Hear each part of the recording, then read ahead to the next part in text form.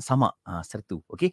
Saya ada menegur rakan saya apabila menyentuh anjing. Ya, kita perlu lakukan sama. Bagaimana pula dengan rakan tersebut yang telah sentuh anjing dalam keadaan tangannya basah. Kemudian sentuh pula peralatan kerja. Contohnya drill ataupun alatan-alatan kerja lah yang lain-lain. Adakah peralatan kerja itu juga perlu disamak, Ustaz?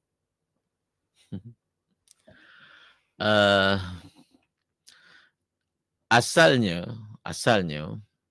bila kita sentuh najis mughallazah, anjing ni najis mughallazah, dengan tangan kita yang basah ataupun najis tu yang basah, maka dalam mazhab Syafi'i tangan kita itu bernajis dengan najis yang mughallazah. Dan bila dia najis dengan najis yang mughallazah, dia perlu disamak.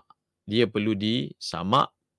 Samak ni semua orang tahu kan, yang dipanggil sertu. 7 kali salah satu daripadanya dengan air. Kalau dia tidak melakukan seperti itu, lalu dia menyentuh barang-barang yang lain, dan barang itu seperti yang tadi jugalah, mana dia pun basah juga, sentuhan itu dalam keadaan basah, maka dia akan memindahkan najis itu ke tempat-tempat tersebut. Dia akan pindahkan. Dari segi hukum asalnya, ya, barang-barang itu juga kalau nak bersihkan dia daripada najis mughallazah juga perlu disamak.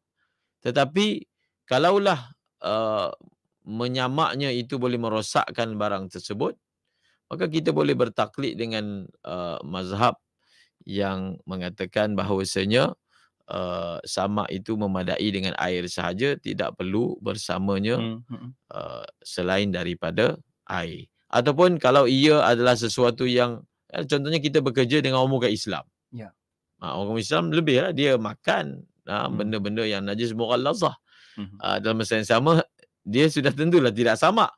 Jadi adakah sehingga kita dah tak boleh, kita bekerja satu pejabat, kita tak boleh sentuh barang tu, kita tak boleh sentuh barang ni, dengan alasan kita bekerja dengan orang bukan Islam, kita berurus niaga dengan orang bukan Islam, dia memegang wang, adakah kita tak boleh letak duit itu dalam poket kita dengan alasan dia ni makan najis mughallazah ni? Maka ia dipanggil umumul balwa. Umumul balwa satu istilah dalam fiqh.